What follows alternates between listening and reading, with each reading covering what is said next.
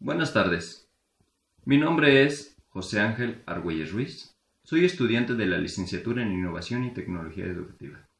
El tema que les voy a presentar se titula ¿Cómo mejorar la comunicación efectiva en el aula? Antes de explicarlo, se debe de entender el concepto de comunicación, el cual abarca gran cantidad de disciplinas, lo cual lo hace un tanto complicado de definirlo, ya que depende de las características en las cuales esté enfocado. Varios autores lo definen de distintas maneras. Por ejemplo, Theodorsson, 1969, lo define como la transmisión de información, ideas, actitudes o emociones de una persona o un grupo a otro.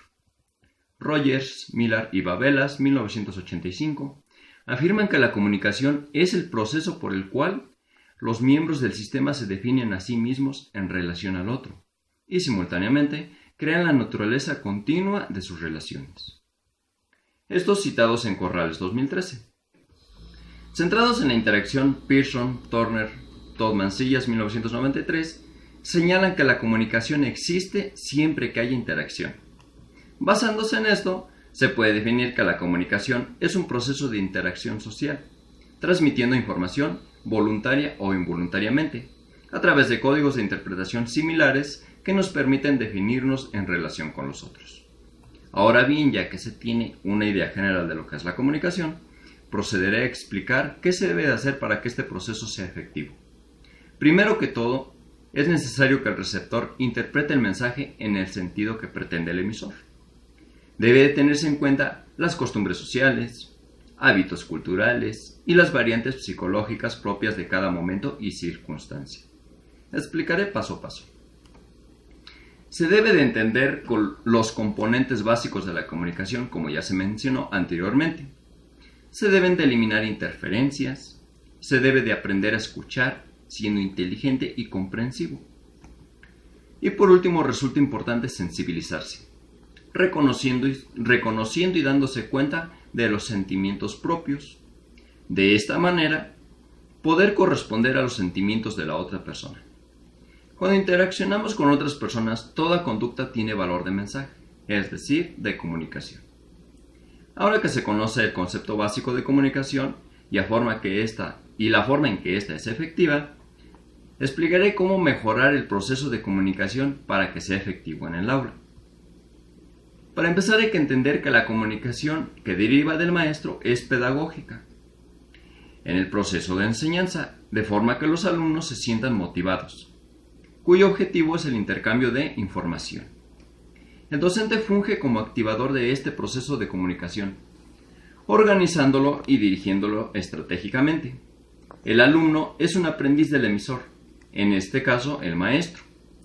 De forma estratégica tendrá que estimular las habilidades de cada alumno para crear un buen lenguaje y favorecer los intercambios comunicativos. El docente deberá de pensar en las necesidades y expectativas de los alumnos, buscando un lenguaje apropiado, así como seleccionando la información adecuada, en función de lo que ya conocen y de lo que se espera que aprendan. Algo que se debe de tomar en cuenta es la interacción, ya que es un problema que puede surgir por la falta de participación. Para esto se deben de buscar estrategias para erradicar este problema que interfiere en eficacia del proceso de comunicación. Estratégicamente se debe de tener un pensamiento racional, confianza en lo que se está haciendo, control de las emociones, lo cual resulta muy importante, teniendo la sensibilidad necesaria para abordar un tema. El receptor, o en su caso el alumno, lo puede asimilar.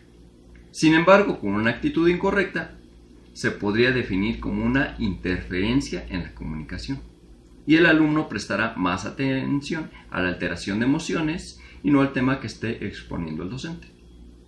Otra de las estrategias efectivas es desarrollar materiales de aprendizaje a través de los cuales el alumno pueda llevar a cabo un aprendizaje autorregulado, realizando una planificación efectiva que esté acorde con lo que transmitimos y con los objetivos.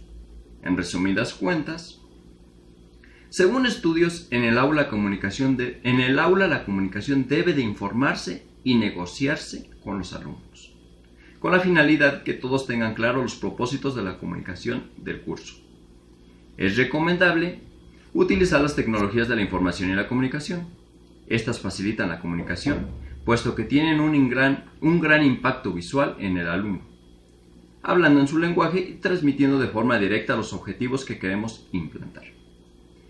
Para finalizar, es necesario observar dentro del aula cuáles son las barreras u obstáculos que impiden que la comunicación fluya correctamente, como el lugar y momento adecuado, las emociones, juzgar, etiquetar, utilizar sarcasmos e ironías, lenguaje no adaptado o no utilizar el mismo código de lenguaje. Teniendo en cuenta todo esto, garantizamos una comunicación efectiva en el aula. Agradezco la atención prestada a este video y les mando un cordial saludo.